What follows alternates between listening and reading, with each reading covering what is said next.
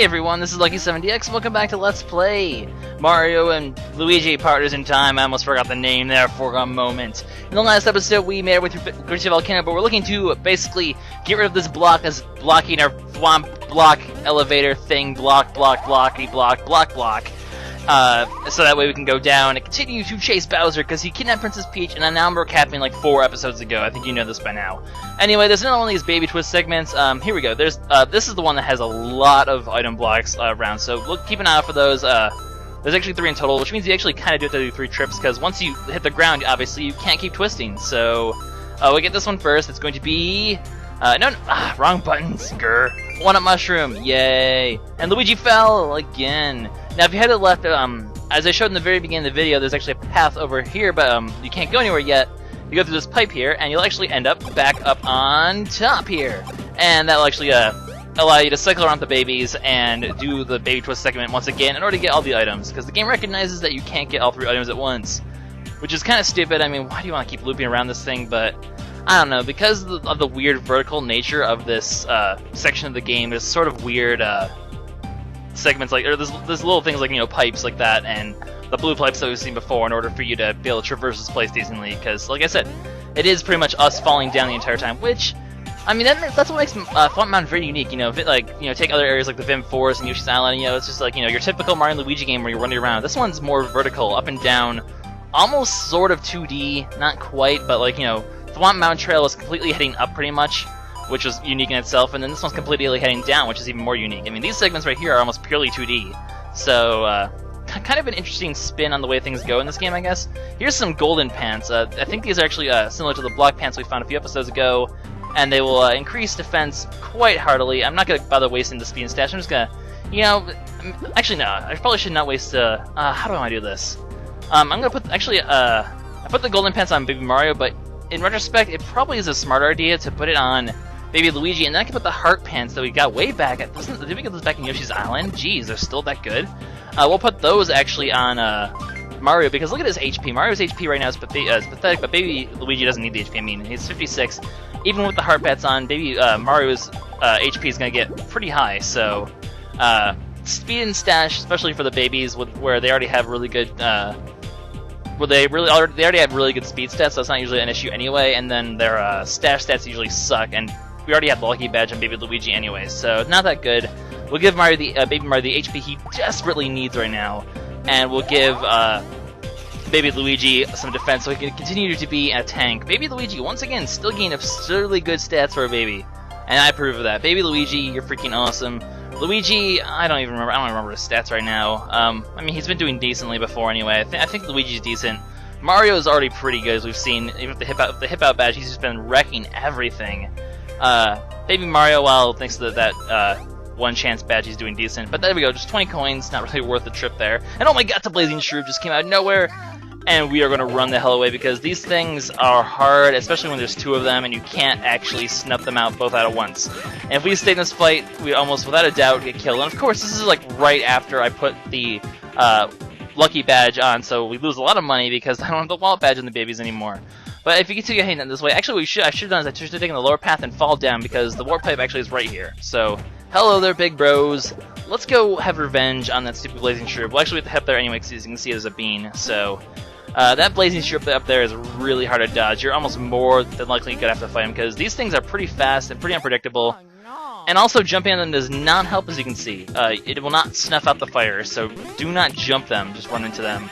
I probably shouldn't have even tried to avoid them, but you know, I had to. Now, in situations like this where you have a Coupouillon, and I'm going to keep this one because what I am going to actually end up doing is showing how their attacks with the fire, so I'll just show the whole fight at this point. But when you have a Coupouillon there, just don't bother fighting it. It takes a lot of damage anyway, and it'll also run away on its own anyway. It's more, you really want to focus on these Blaze Shroups, because as you can see, what happens is they actually bring a UFO in for an extra attack that doesn't even count as their attack. So UFO will always come in if there's a Shroom on fire and do its attack. That's hard to dodge. And then these fire attacks, the stupid fireballs. So unpredictable, so fast, so very hard to dodge. There's no really regular pattern for you to exploit. So they are not easy. I'm going to try to fight them without actually setting them out, but really it's recommended that you jump on them and get them out of fire as quickly as possible, because these things are not easy to fight otherwise. As you did see before, though, they are weak to ice flowers. Makes sense. I mean, fire is weak to ice, ice weak to fire, sort of way of the elements this time. Kind of interesting that ice is now an element in this game and not lightning like it was. There's no lightning anything in this game. Anyway, now that this thing's out, we're going to take it out, and if you do that, you will get rid of the UFO, as you saw pretty comedically, so just more proof that this game actually does expect you to jump on the blazing Shroobs, considering they actually factored that in with their animation. Now this thing's going to set itself back on fire. At this point, it's in killing range, so let's just go ahead and finish this thing off. Bam! You're dead. So that is how you deal with blazing Shroobs. Well, that's actually not how you should deal with them. What you should do... Hey, we got a copy flower. What you should do is set them out with your butt. Just, you know, jump on them, sacrifice your body. Like I said last time, that's the best way to deal with them. Even if there's two... I mean, you have two bros, you can set them out, and then you'll usually have at least a couple turns of not so hard blazing Shroobage to deal with. They're everywhere. Whatever. Not gonna show this fight, for instance, things before. We will get a level up though. The babies are actually a bit behind the experience right now. Usually I care more, but at this point I'm just like, you know, it's not worth the effort to catch them. But I think the babies will probably naturally catch themselves up eventually anyway, because babies do tend to fight on their own here and there anyway. So I won't be running from all the fights with them. There will be fights where I'm gonna use the babies. So eventually I think they will catch up. Baby Luigi, once again, just such great staff growths. No, do not want you, blazing Shroob. You go catch yourself on fire and go rot somewhere else. I'm gonna get some flowers. We're gonna move on with our life. This game hands out a ton of ice flowers. I don't even know why. Definitely be the item we probably have the most of. Anyway, here's the green block. We're gonna go ahead and hit it, and this will bring our little thwompy friend down here to us, as you can see up above. Bam! And he didn't fall through. He got stuck there. Ha! Oh, okay, just plot, blah. There is actually another pipe over here, but we can't actually access it yet. And no, you cannot access this beam no matter what you do. There will be ways to get to this pipe soon enough. You're actually, I guess, since, as you can see, the Thwomp can't go up. So once the Thwomp elevator comes down, you actually cannot go back up to that section. You actually have to use these warp pipes and these normal green pipes in order to traverse. Which, well, as long as you get everything beforehand anyway, there's no real reason to actually traverse to begin with. So, whatever. And this time, Luigi does not flip out. Mario, both of them flipped out last time, but only Luigi flips out because he's a freaking pansy. Now, believe it or not, we're actually done with all the segments where you have to fight things, even though there's still 2 whole floors left, as you can see. But there's not many battles in this section anymore. Instead, we're going to have a minigame to do. First, we're going to head in this direction, though, because there is yet another warp pipe and the other end of a green pipe to bring us back up to the previous floor. So we'll go ahead and do the warp pipe first. To the warp pipe! Oh, well, bean! Let's get the bean first. Beans, the magical fruit. We already got everything, so who cares if we have more of them? That didn't rhyme. That wasn't even close to rhyming. That was stupid. Whatever. This will unlock the middle warp pipe, so we do have that taken care of now. Always a good thing. And we shall go back down this pipe. Yay! So now if you need easy access back to the top, you can do that. I guess if you want to try to make a dash back to the shops and get stuff, I have plenty of items. I have no reason to shop anymore. I already have tons of copy flowers too. Honestly, don't know if I should have bought extra ones like I did a few videos ago, but at the same time, they are a very, very, very good bros item. Maybe my favorite bros item, probably my favorite bros item, so they're probably worth the extra money to get a few extra ones of them. They'll be very useful, as I've mentioned in several videos now. Anyway, this switch will lower this thing, all this work for just one freaking bean. At this point, we can get as many beans as we want, because there's a minigame we already saw last video, and a minigame we'll see this video that lets you do it. And as you can see, the Thwomp does not come back up, so we do have to take the long way back through a pipe. Well, I guess it's not really that long. Why are there pipes? Why pipes? I mean, I know they're supposed to be plumbers, but why are pipes the teleportation thing in this game? It's just weird. The people when they made Mario, they just chose pipes to be their way of doing things. Kind of odd.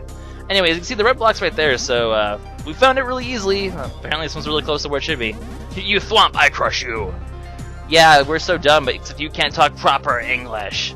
Anyway, he's gonna make us play a minigame. I think you guys can kind of take a guess based on the layout and this whole 2D sort of segment, again, what this is gonna be. But basically what you have to do is, he's going to lower this thing up here, it's going to cause a tornado, throw the babies in it, and do baby twist while collecting all the gems you can.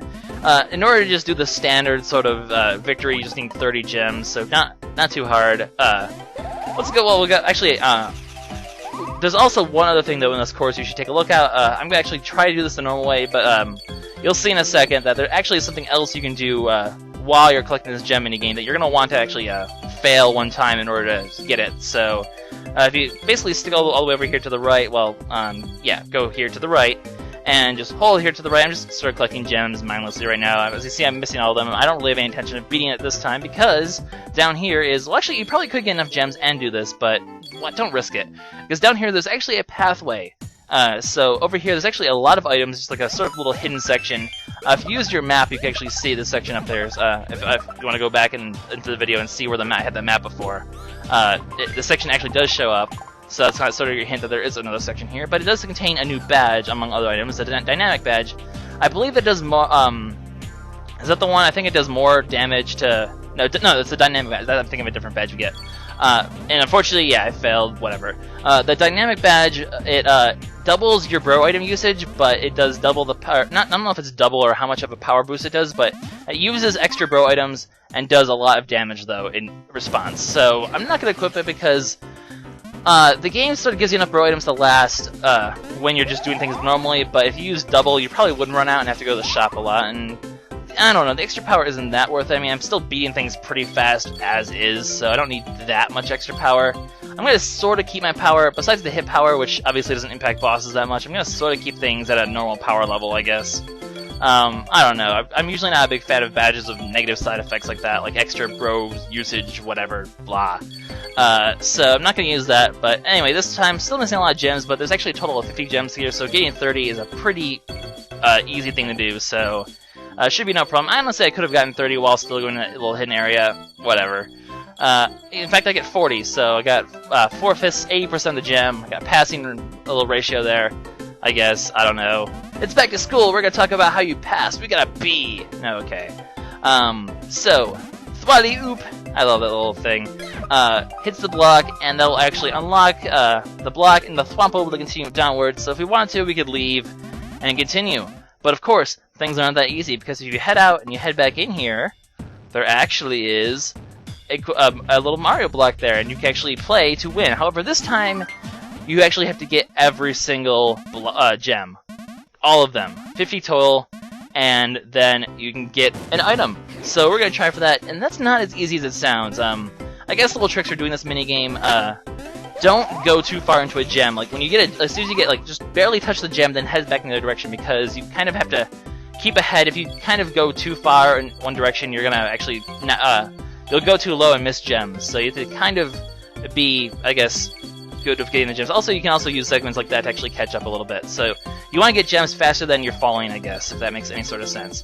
Also, keep in, just look at, I mean, it almost always shows you where the pathway is, and if you don't see a gem, just keep going that direction, because that's usually where it is. It usually, if there's one in a reverse direction, it'll actually show you. So getting 40, I'm actually, as you can see, I'm slowly falling lower, and that's actually going to come to bite me in just a little bit, because 48, and I just cannot get those two. So I fail, but that's okay, because that means I can show up what happens when you succeed, when you, well, not when you fail. I actually don't. Not when I succeed. I can show you what I get when you fail. You still get an item if you get. I'm not sure what the ratio is in order for you to get an item, but you can get 20 coins. This game didn't cost anything, so this is actually a decent way to get for coins. This whole volcano is a good way to get coins, actually. Anyway, this is going to be, I believe, the successful attempt. I actually have over 5,000 coins. It actually took me forever to get this to work, so I got a lot of coins in the process just from getting those 20 coins. Yeah, I have 5,005 coins right now. Didn't show the top screen, so that's where it would show up. But just take my word for it. I have 5,005 coins right now. Yeah, you're spinning around here, and this should be the successful attempt. Yeah, like I said, I had a lot of failures. This thing is not as easy as you think. It's really easy to accidentally turn too early and miss a gem, or fall behind and have the gem go over you. Not the easiest minigame, and honestly, probably not even worth the prize, especially the prize you get after this one, because you still get something if you can complete this more than once. Getting out 50 more than once, so you can, well, I think you guys can probably guess what the prize is, considering I sort of spoiled it already, but I'll leave it to when I show off in just a second, because I did this twice. I'm not sadistic, I decided to do the stupid minigame twice. But there we go, that's all 50 of them, and whoa, you got 50! This will give us a... come on, hit it, hit it, hit it, Thwomp Oop. There we go. You get the simple badge. This badge, what does it do? I think, I forgot, I'll actually sing in just a second what we did. What does it do? What do you do, badge? Oh right, the smaller your stock of attack item, the more damage it deals. Now, I like having a bit of a stock of an attack item, like, I probably have like 20 to 30. You probably need quite a bit less in order to, get it to really give you that much of a boost. I'm not sure the exact numbers. Once again, I'm pretty happy with the badges I have right now. Honestly, even the Hit Pow badge is not that good. You're probably best off having 2 Drain badges or a Cure badge, which will give you 5 HP a turn. In the end, that's probably what I'm recommend resorting to. Anyway, you complete this again for the second time, you actually get a bean. Doing all that work and getting this deep into the dungeon in the first place for a bean, when you could go do the other minigame and get 4 or 5 beans easily for 100 coins, yeah, it's not worth doing that minigame. So honestly, stick with the one that we saw last episode, don't bother doing this one. With that though, this is actually LuckySevenDX signing out. In the next episode, we continue onward.